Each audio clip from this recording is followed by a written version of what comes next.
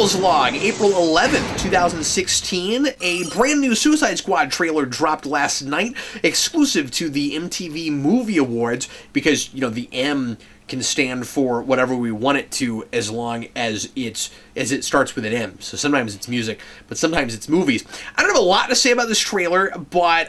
folks are asking us about it, so I thought I would just throw my 2 cents out for a second. And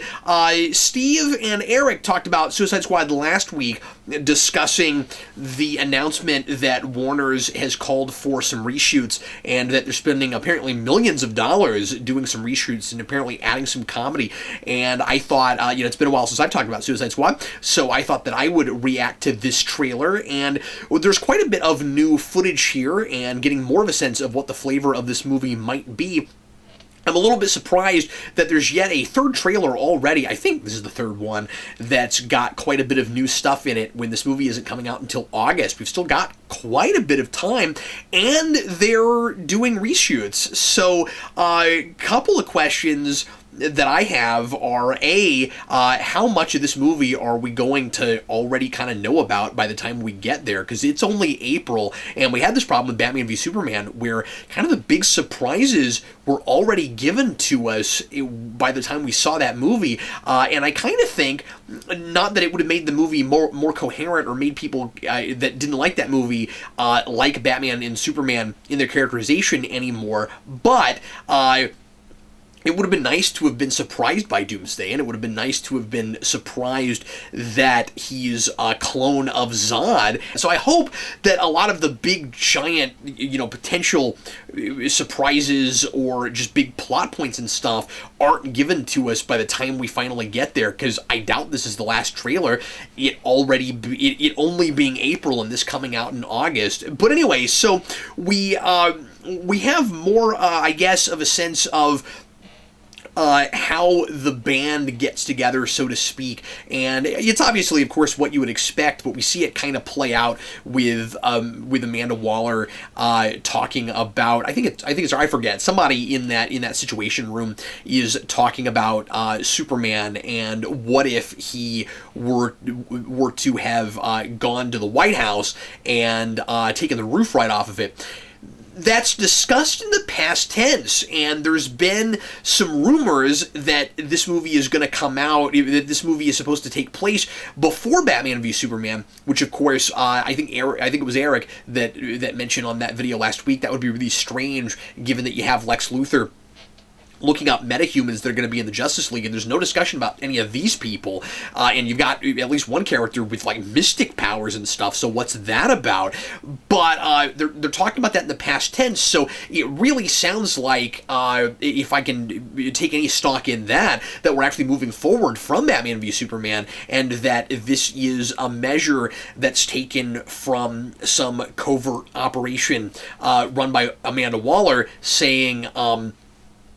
we've got to have something in place in case something like Superman were to happen again, or something like Zod or Doomsday or any of that stuff. And so then there's a list of rules that they're supposed to follow, which is basically just don't tick off the guy in charge, or he's gonna blow them to Kingdom Come. The reshoots are interesting because there's obviously a lot of speculation as to why that's happening, and that the timing was too convenient with the critical reaction to Batman v Superman, and that opening weekend did really well, but then after that it was starting to fall off, and so there was kind of some, although I don't think that had happened yet when that was announced, but people are saying that Warner's is maybe in panic mode, and that it's a direct reaction to that. Other people have said, well, they had already planned those reshoots, but it's kind of a really high dollar amount, so it's hard to tell just what exactly is going on there, and I don't want to speculate too much about that. My big question is, how much of what we've seen in the trailers is going to change by the time we see the movie, because we've seen that happen with a lot of things, and The other thing is, it certainly looks like a comedy to me. I mean, when Warner's is saying we've got to go in and add more jokes and add more humor, a lot of people were saying, "Oh, maybe we've already seen every joke that's in the movie in the previous trailers." That is clearly not true, and it looks like I said, it looks like a black comedy, and like there's probably going to be a lot of banter like you would expect with these characters in this material. It looks like there's some downtime, which we haven't gotten a whole lot of in this continuity yet with Man of Steel and with Batman v Superman. You know, we've got them just hanging out in a bar together, doing shots and stuff. It looks like it's likely to be, hopefully, although I think this about Batman v Superman too, that it's likely to be a more logical progression and a more coherent film. It looks bold, it looks self-assured to me, it looks absurd, and as I keep saying, super stylistic. There's one shot of maybe it's a villain, maybe it's, and I don't know if this is a DC thing or not, or if it's just like a gang that has these weird masks, but there's a guy with like a giant eyeball, and there's a lot of like visually really surreal and crazy stuff going on. It looks like just a really fun, bizarre romp. I'm curious to know, and tell me if you've heard about this, because I still have not heard this confirmed yet, if Ben Affleck is actually in this movie anywhere, because we keep seeing the shot of Batman riding on top of a car, but we see a shot of him, a different shot that we haven't seen before, I don't think, where he's diving into water, and I freeze-framed it because it looked like almost like a monster Batman face. I was like, what even is that? And I paused it, and it looks like he has maybe some kind of breathing apparatus on,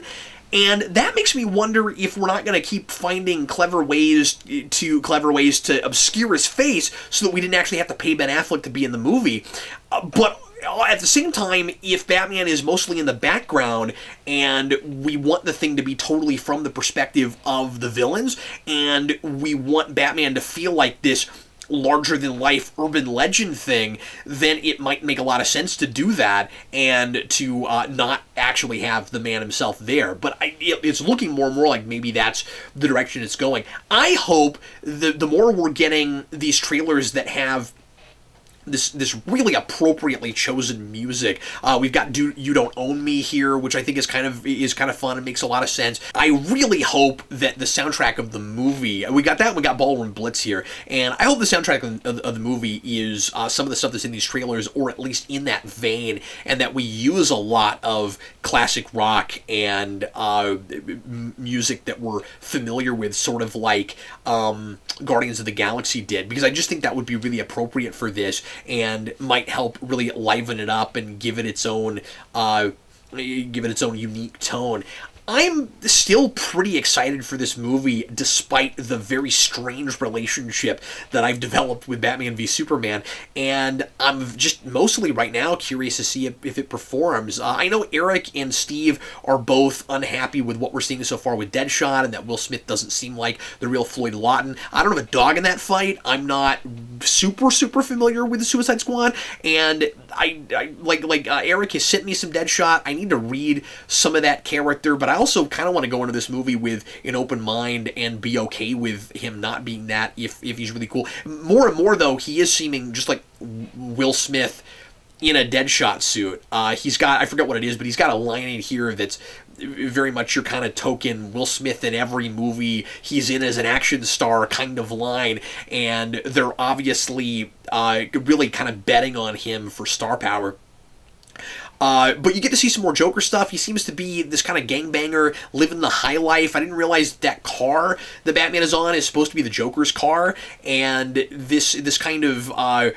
this kind of street gangster version with all the tattoos and stuff, more and more is looking like it could go either way, and I just gotta kind of wait and see what that looks like. As I often am with these things, I'm at a very wait and see place right now, and although I ultimately don't think Batman v Superman really worked, I'm not discounting this whole universe, and I don't think that it's necessarily unsalvageable. What do you folks think about this trailer, leave your comments and let me know. And this concludes today's Admiral's Log.